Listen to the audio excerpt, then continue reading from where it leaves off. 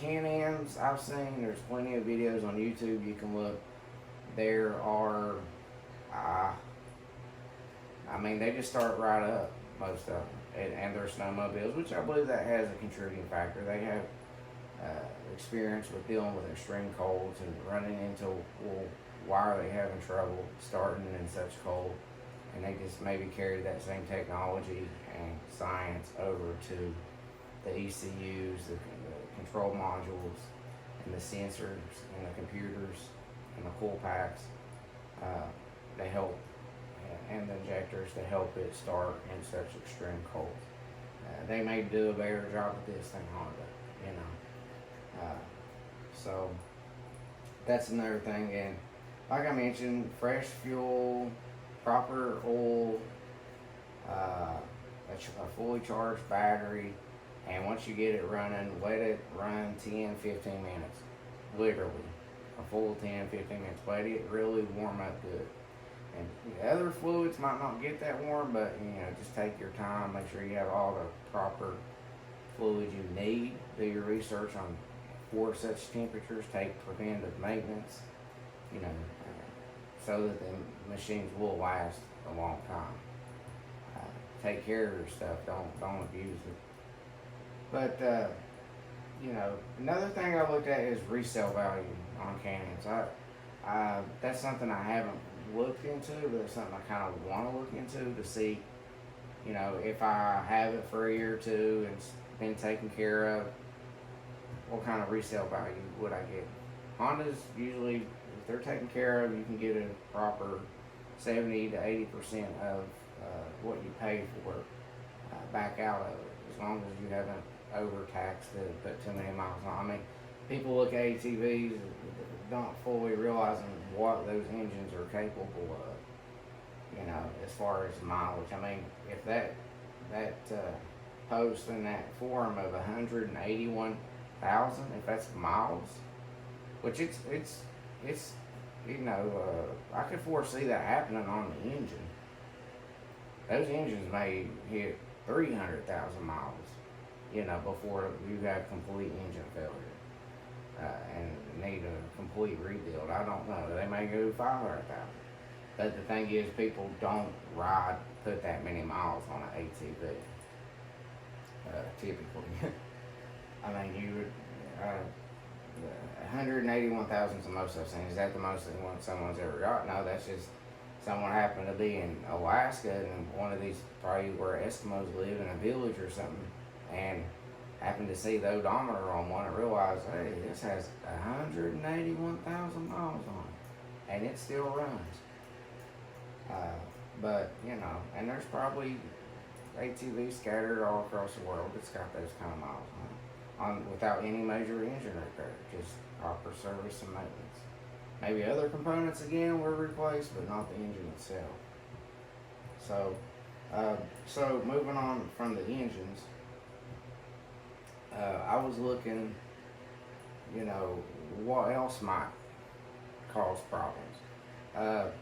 According to a guy who owns a Can Am Defender, and I would kind of think that the Outlanders probably have the same wheel bearings. With 17,000 miles, the wheel bearings were still fine. They had to replace some bushings, but the wheel bearings were still fine.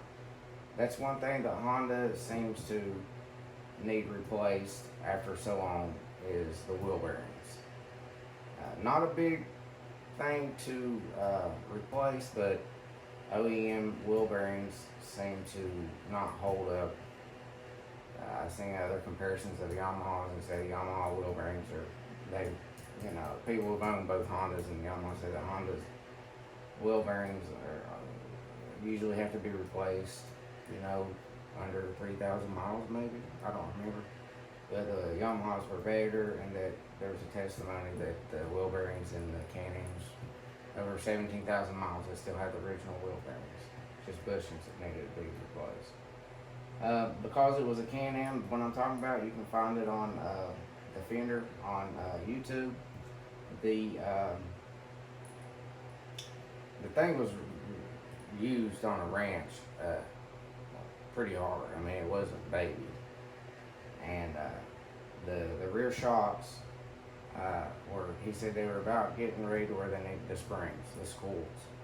And there was a couple other components they had to replace back there under the dump box, but they constantly were loading it. So again, it's how much abuse you put it through, how hard you put it through, but if you work them, you're probably going to have to replace some things. Maybe the motor's just fine. Maybe you just have to replace the belts on the transmission, nothing major.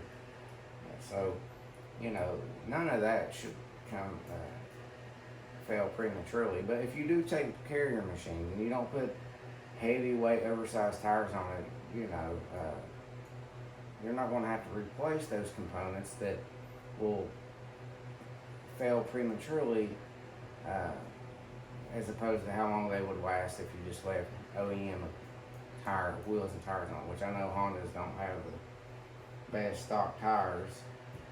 They're a lot lighter than aftermarket tires. They're not 6-ply, they're not better, it's not better rubber compound, but you may be doubling, tripling the weight on those axles, so yeah, it's going to wear them out faster. And if you hit mud holes and stuff like that hard, yeah, it's you're going to wear certain things out sooner.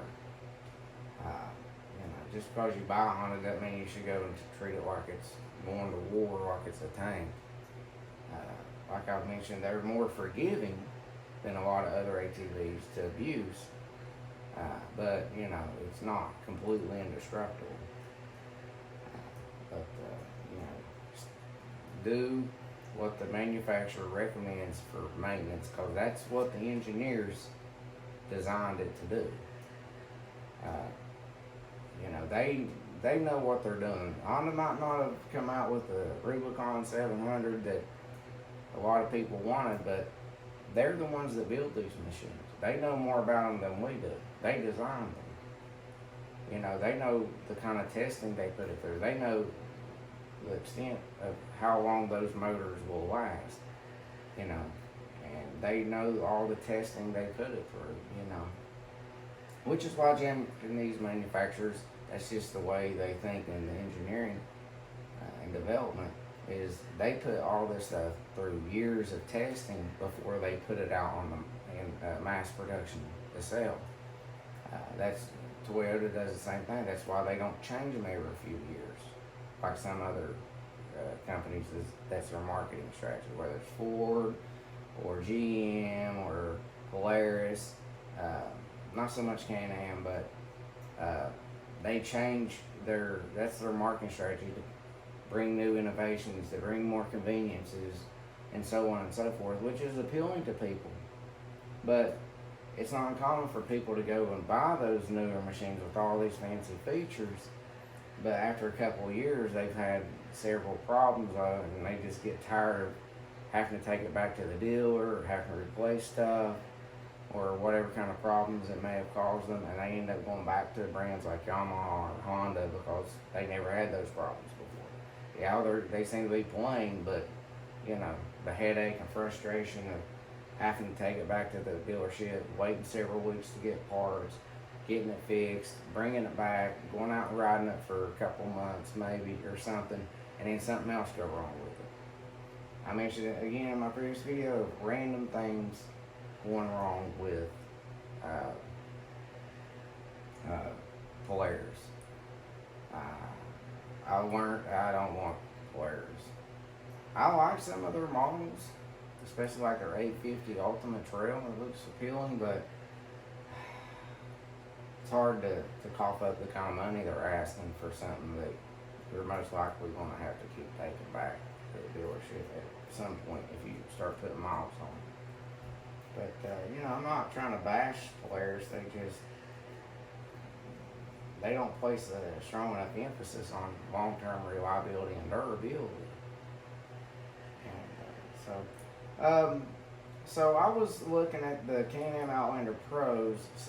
I looked at the front and rear racks, and I compared those front and rear racks to Honda's front and rear racks, evaluating the quality of the metal that they use.